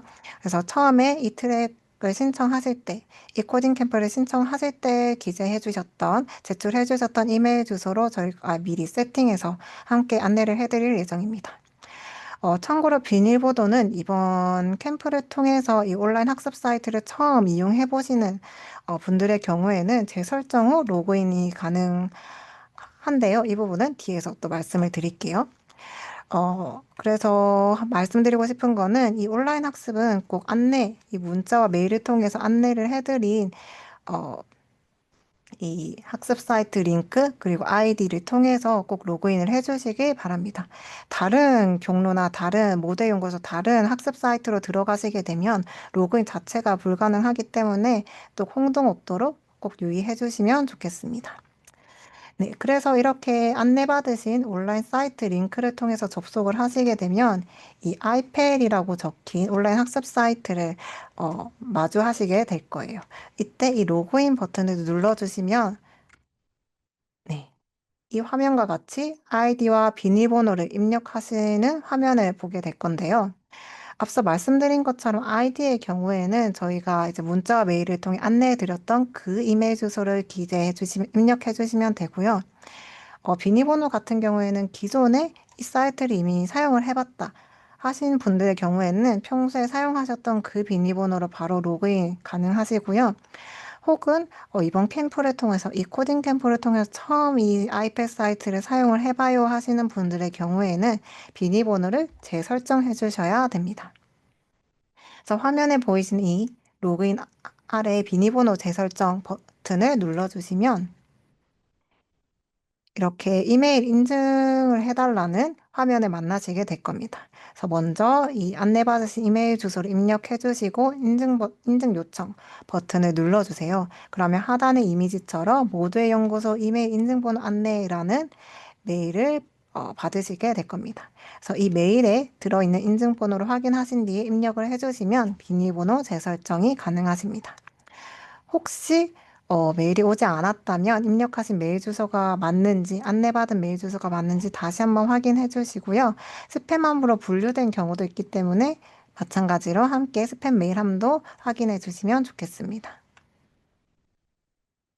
네, 이렇게 해서 로그인 하시게 되면 나의 강의실이라는 화면을 또 만나시게 될 거예요. 이 나의 강의실에 들어오시게 되면 각자 수강 가능한 강의를 이제 확인하실 수 있는데요. 지금 보시고 계시는 이 화면은 파이썬 프로그래밍 트랙 수강자분들의 예시 화면입니다. 그래서 여러분도 신청하신 트랙에 따라서 강의가 하나씩 들어가 있을 거예요. 그래서 그 강의를 이제 클릭을 하시게 되면 본격적으로 온라인 수업이 가능한 또 강의실 화면으로 이렇게 넘어가게 되는데요. 강의는 여러 개의 노드로, 이게 하나의 노드거든요. 그 앞서 말씀드린 챕터, 그래서 이렇게 여러 개의 노드로 구성이 되어 있고, 이 하나의 노드에 들어가시면 또 여러 개의 스텝으로 세분화가 되어 있습니다. 그래서 용어가 조금 낯서실 수도 있을 것 같은데요. 모두의 연구소는 이 노드라는 말을 챕터, 주제 단위로 사용을 하고 있고요. 스텝은 그 안에 들어가 있는 세부적인 콘텐츠라고 생각해 주시면 됩니다. 즉, 하나의 노드는 하나의 주제, 그 안에 있는 스텝 하나하나가 이제 온라인 강의 영상이나 미션으로 구성되어 있습니다. 그래서 여러분들께서는 스텝을 하나씩 차근차근 완료해 나간다는 개념으로 이해를 해주시면 좋겠습니다. 그래서 스텝을 순차적으로 이렇게 수강을 하시다 보면 하나씩 이렇게 성취하시는 기분도 들 거고요. 그에 따라서 노드 진도율이라는 게 올라가게 됩니다. 이 노드 진도율이란 이 하나의 노드에 대해서 얼마나 수강했는지를 보여주는 지표인데요. 퍼센테이지인데요.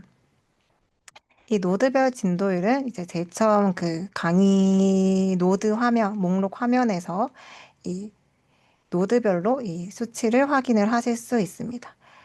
그래서 각 노드마다 얼마만큼 완료됐는지 이 화면을 통해서 한눈에 확인하실 수 있고요. 여기서 하나 제가 안내드릴 사항은 저희가 전체 진도율, 학습 진도율 이렇게 말씀을 드리고 있는 부분에 대해서는 이 진도율이 아닙니다. 그 진도율은 이 노드를 수강 완료했는지 이 하나의 노드 완료 기준으로 체크가 된다는 건데요. 좀 이해가 안 되실 수 있을 것 같아요. 그래서 또 말씀을 드리면 한 개의 노드를 수강 완료하시면 전체 진도율이 업데이트 됩니다. 즉, 즉, 이게 하나의 노드, 하나의 스텝, 노드 안에서 마지막 스텝까지 수강을 하시게 되면 제가 포인터 하고 있는 이 이미지와 같이 화면 하단에 성취하기 버튼이 활성화됩니다. 그래서 이 성취하기 버튼을 마지막으로 눌러주시면 과제를 제출했습니다 라는 팝업 창이 뜨고 마지막으로 의견 제출하기까지 눌러주시면 그제서야 저희 시스템 상에서는 해당 노드를 정상적으로 완료했다라고 반영을 합니다. 그래서 이렇게 과제 제출하기까지 버튼까지 눌러주시면 최종적으로 전체 진도율이 업데이트가 되고요. 그래서 한 개의 노드를 듣고 있는 중이실지라도 한 개의 노드를 모두 수강하시지 않았을 경우에는 이 전체 진도율이 업데이트 되지 않는 점 참고 부탁드립니다. 다시 한번 말씀드리면 온라인 진도율 체크 기준은 전체 진도율인 점 꼭 유의해 주시길 바랍니다.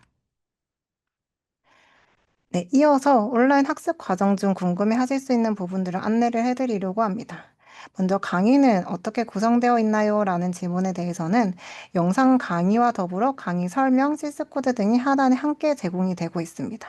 그래서 들어가시면 기본적으로 상단에는 동영상 강의가 제공이 되고요. 그 아래에는 뭐 이렇게 목차, 강의 설명, 그리고 실습 코드나 퀴즈 등의 미션이 함께 제공되고 있습니다.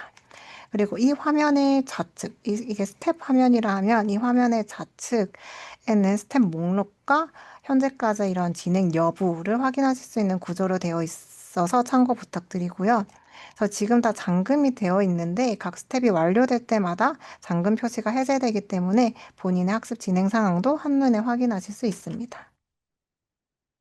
근데 이 잠금 표시와 관련해서 간혹 강의가 잠겨 있어서 수강을 할 수가 없어요라고 문의를 주실 때가 있어요. 모두의 연구소에서는 단순히 수료증만 받는 학습이 아니라 실제로 배우고 성장하는 경험을 좀 더 중요하게 생각하고 있습니다. 그래서 강의를 구성하고 있는 스텝을 하나씩 성취해 나간다라는 구조로 되어 있어서 기본적으로 모든 스텝이 잠긴 상태에서 시작하게 됩니다. 그래서 이 잠긴 스텝을 열기 위해서는 일정 시간 이제 학습을 온라인 강의를 수강해 주시거나 혹은 코드 실행이나 퀴즈 등의 그런 주어진 미션을 완료하셔야 다음 스텝의 잠금이 해제됩니다. 그리고 참고로 다음 스텝이 열렸는지에 대해서는 화면 하단에 이 다음 버튼이 활성화됐는지를 확인하실 수 있는데요. 처음에는 이 들어가시면 이 다음 버튼이 비활성화, 이렇게 회색처럼 비활성화되어 있어요. 근데 이 모든 미션을 다 수행하시게 되면 이게 색깔이 들어오면서 활성화가 됩니다. 그래서 처음에는 이 다음 버튼을 누르셔서 다음 스텝으로 넘어가면서 이렇게 잠금을 해제하실 수 있으니까요. 그 점 참고해 주시면 좋겠습니다. 그리고 이렇게 강의를 수강을 하시면서 간혹 온라인 강의를 들었는데 다음 버튼이 활성화되지 않아요 라고 문의를 주시는 분들도 계세요. 이럴 때는 실습 코드나 이런 퀴즈 풀이가 모두 완료되었는지 확인을 해주시기를 먼저 안내를 해드리고 있습니다. 왜냐하면 앞서 말씀드린 것처럼 이런 미션들까지 모두 완료되어야 활성화되기 때문입니다. 예를 들어 이렇게 코드 실행이 요구되는 미션이 있는 경우에는 코드창에 실제 코드를 입력을 하시고 실행 버튼까지 눌러주셔야 이 미션을 완료했다라고 인식을 하고요. 퀴즈의 경우에는 객관식, 주관식이 있는데 객관식 문제는 정답을 맞췄을 경우, 주관식 문제의 경우 간단히 답변을 작성하고 제출했을 때 이 미션이 완료된 것으로 처리됩니다.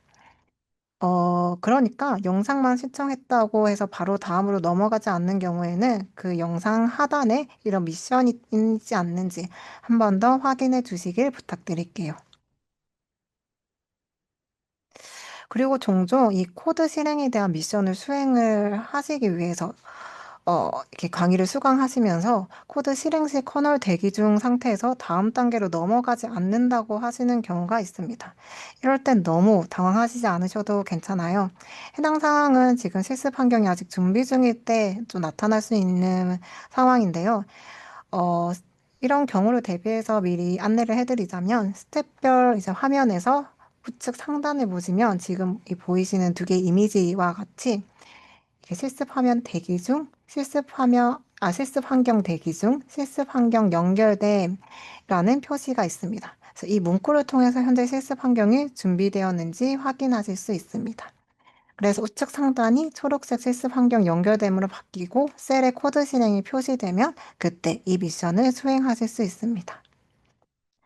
간혹 기다려도 안 되는 경우에는 이 커널 중지 버튼이 있어서 커널 중지 버튼 눌러 주시고 새로 고침하시면 되는 경우도 있으니까요. 그 점 참고 부탁드리고 그래도 지속적으로 계속 해결이 안 된다 하는 경우에는 모두의 연구소 매니저, 저에게, 모두의 연구소 정윤지 매니저에게 문의해 주시면 확인 후 안내해 드릴 수 있도록 하겠습니다. 저에게 연락하는 방법, 문의 메일이나 연락처는 온라인 학습 안내 문자 및 메일을 통해서 함께 전달해 드릴 거니까요. 참고하셔서 네, 진행해 주시면 좋겠습니다. 그리고 하나 더 또 안내를 해드릴 게 있는데요. 8월 6일에 저희가 중간점검 할 거라고 했죠. 이 중간점검 전까지 저희가 진도율이 0%인 분들께는 수강 독려 문자를 드릴 예정입니다. 근데 이때 수강을 시작했는데도 진도 0% 안내 문자를 받았다라고 문의를 주시는 분들도 계세요.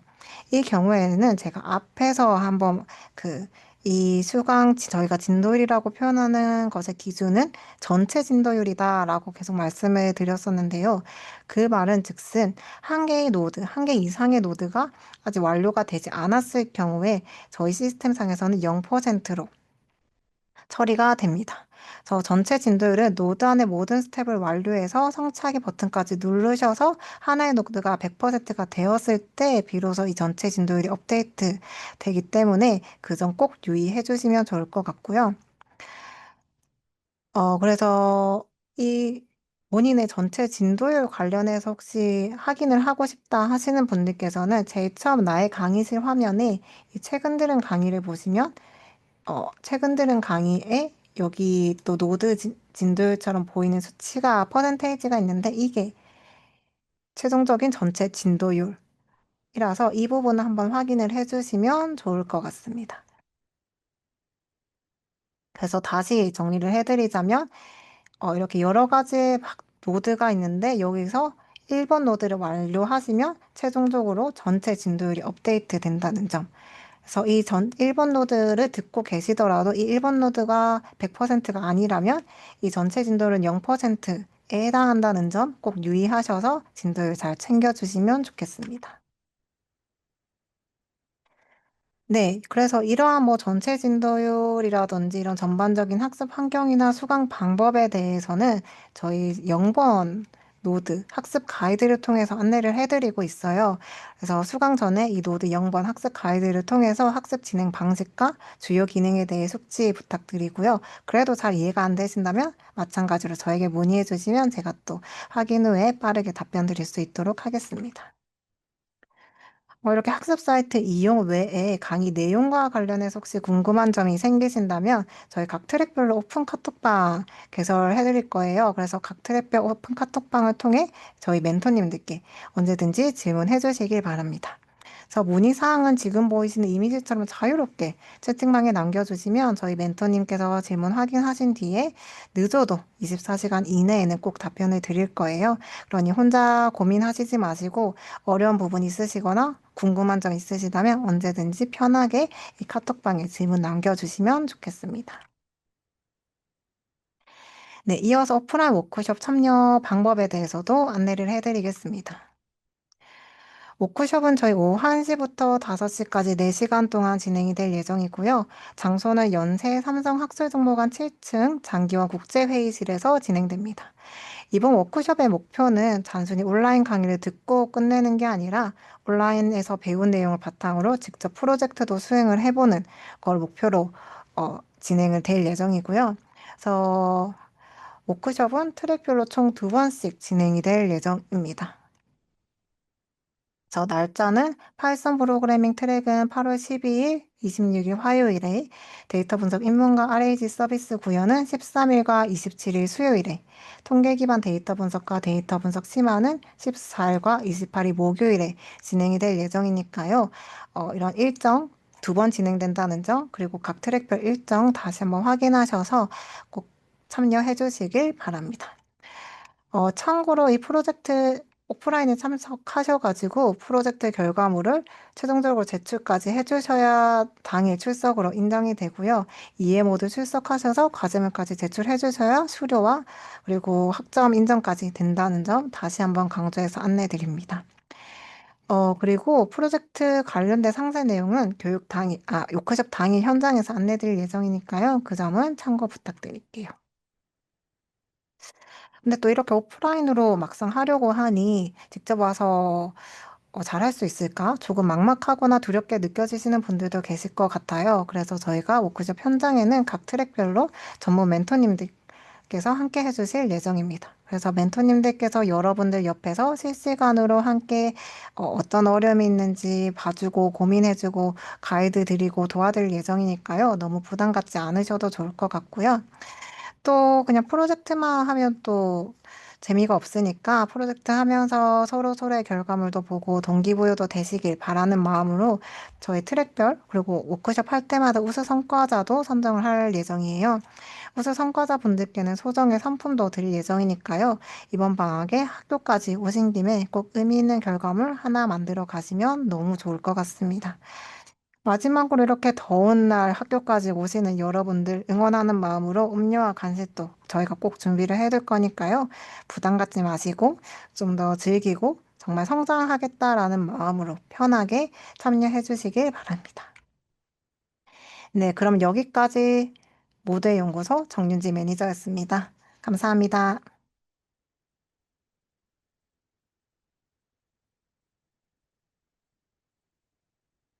지금부터는 학점 인정과 연계되는 AX 코딩 캠프의 학점 연계 부분을 집중적으로 설명드리겠습니다.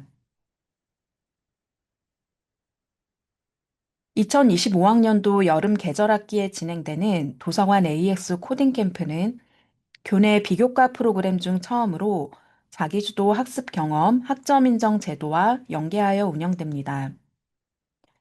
이번 캠프가 학점과 연계되는 만큼 중요한 내용 위주로 설명드리도록 하겠습니다.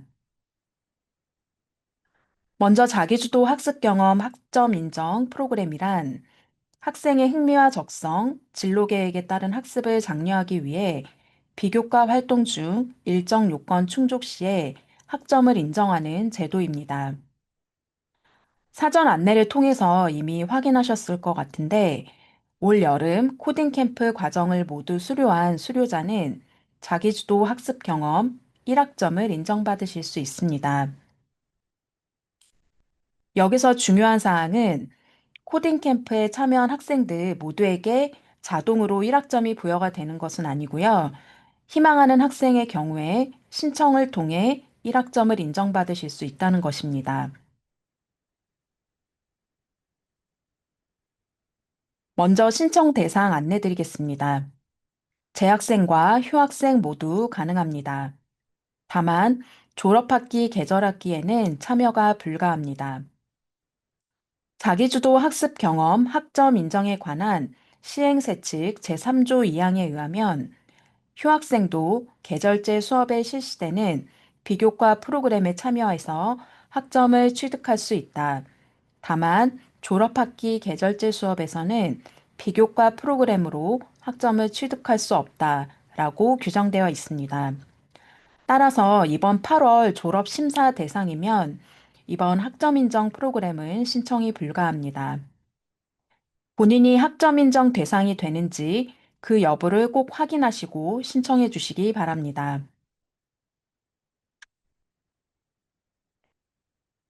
다음은 학점 인정 범위 안내드립니다. 학기당 최대 3학점까지이고 졸업까지 계절학기 포함해서 총 6학점까지 인정이 됩니다. 예를 들면 7월에 진행되는 코딩 캠프 1기에 참여하고 1학점, 8월에 진행되는 코딩 캠프 2기에 참여해서 추가 1학점을 받으시면 방학 동안 총 2학점까지 인정받으실 수 있습니다. 다음은 평가 방식입니다. 패스, 논패스 방식이고 성적표에도 수료 결과에 따라 패스, 논패스로 기재가 됩니다.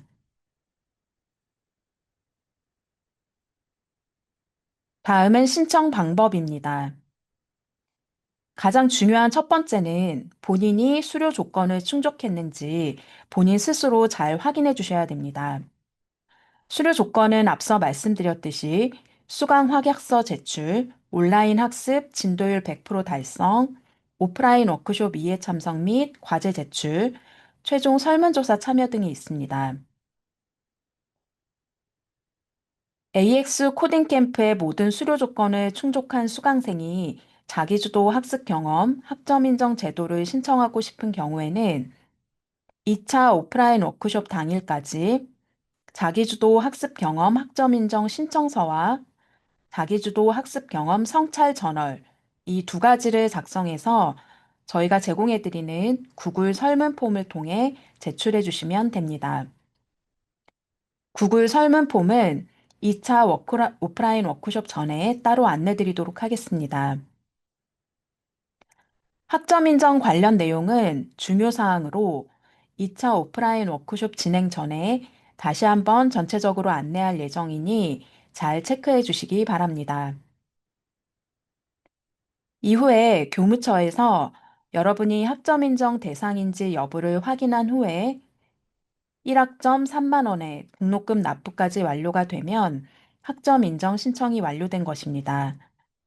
이후에 학점 이수 내역이 학적부에 등록되게 됩니다.